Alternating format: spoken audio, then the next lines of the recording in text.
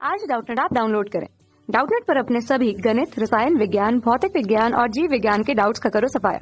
बस प्रश्न की फोटो खींचो, एक ही प्रश्न को क्रॉप करो और तुरंत वीडियो सोल्यूशन पाओ। अभी डाउनलोड करें।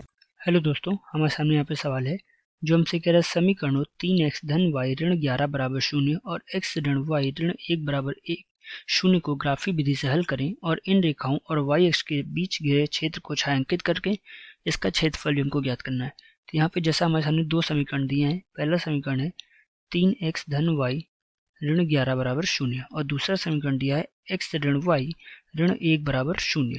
तो यहाँ पे इस तरह के जो सवाल होते हैं इनको हल करने का तरीका होता है कि एक बार हम x बराबर 0 रखते हैं समीकरण में और यहाँ से y का मान निकालते हैं।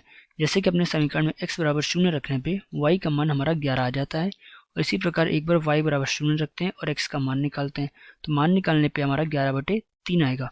इसी प्रकार दूसरे समीकरण में भी करेंगे, एक बार x बराबर 0 रखेंगे तो y का मान निकालेंगे तो y का मान हमारा ऋणात्मक 1 आएगा और इसी प्रकार एक बार y बराबर 0 रखेंगे तो x का मान यहाँ से हमारा 1 आ जाएगा। तो इस प्रकार हमने इन दोनों ही रेखाओं को हम अपने ग्राफ में निरूपित कर सकते हैं। तो यहाँ पे हमें चारों बिंदु मिल गए, चारों बिंदुओं को ग्राफ पे पहले निरूपित कर देते हैं। पहला बिंदु हमसे कह रहा है 0,11, तो 0,11 हमारा कुछ इस बिंदु पे आएगा। तो ये जो हमारा बिंदु है 0,11 ये कुछ इस बिंदु पे आ गया और जो दूसरा बिंदु है यह 11/3,0, तो 11/3 यानी कि 4 से कुछ भाग हमारा कम होगा। तो 4 से कुछ भाग हमारा कम यानी कि हम मान लेते हैं 11/3 हमारा कुछ इस जगह पे आएगा।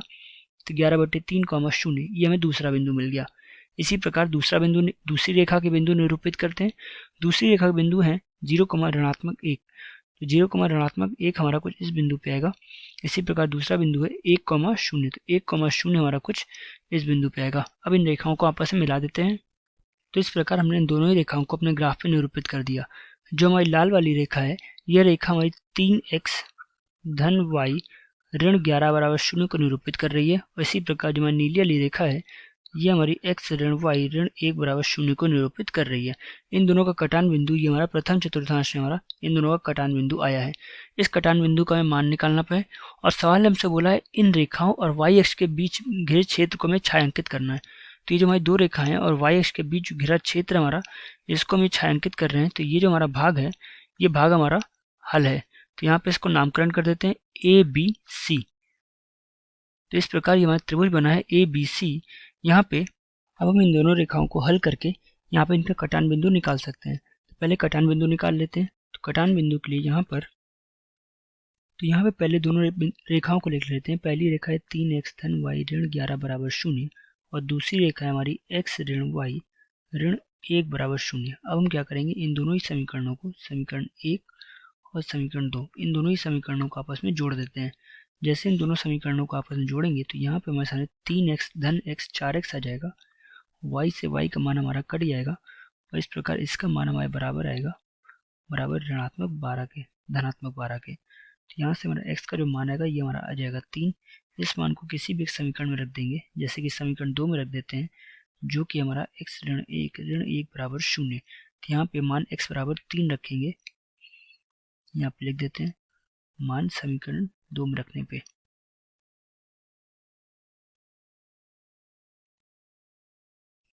यहाँ पे मान रख देंगे तो आएगा 3 ऋण y ऋण 1 बराबर 0। तो y का मान यहाँ से हमारा 2 आ जाएगा। तो इस प्रकार जो दोनों समीकरणों का हमारा हल है, हल हमारा आ जाएगा x बराबर 3 और y बराबर 2। तो इस प्रकार से ये हमारा एक उत्तर हो गया। अब हमसे पूछा था छायांकित भाग का क्षेत्रफल। तो यहाँ पे छायांकित भाग हमारा एक प्रकार का त्रिभुज है और त्रिभुज का क्षेत्रफल होता है, यहाँ पे अलग से लिख देते हैं, त्रिभुज का क्षेत्रफल ये हमारा होता है 1/2 आधार गुणे ऊंचाई। तो यहाँ पे आधार हम पहले देखेंगे, आधार कितना है। आधार हम देख रहे हैं कि जो हमारा, अगर हम इसको O मान लें तो OC की जो लंबाई है ये हमारी 11 मात्रक है। OC हमारी 11 मात्रक ऊपर है और इसी प्रकार OB हमारा कितनी है, ये हमारी 1 मात्रक नीचे है। ये कुल लंबाई है हमारी 12 मात्रक हो गई। और इसी प्रकार अगर, तो इस प्रकार जो त्रिभुज है उसका आधार हमारा 12 मात्रक का है। और इसी प्रकार ऊंचाई देख रहे हैं तो ऊंचाई A बिंदु के निर्देशांक हमारे आए हैं 3,2। तो यहाँ पे जो A बिंदु है ये हमारी 3 दूरी पर है y अक्ष से, तो यहाँ से जो ऊंचाई है ये हमारी बन जाएगी 3। तो इस प्रकार यहाँ पे त्रिभुज का क्षेत्रफल ये हमारा आ जाएगा 1/2 आधार गुणे ऊंचाई। तो आधार यहाँ पे कितना दिया, 1/2। आधार हमने ऊपर देखा था वो हमारा 12 आया था, ऊंचाई हमारी 3 आई थी। तो इस प्रकार हल करने पे ये हमारा आ जाएगा त्रिभुज का क्षेत्रफल 18 वर्ग इकाई। तो इस प्रकार से ये हमारा उत्तर होगा। धन्यवाद।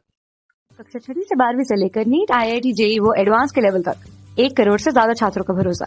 आज ही डाउनलोड करें डाउटनेट ऐप या व्हाट्सएप करें अपने सारे डाउट्स 8400 400 400 पर।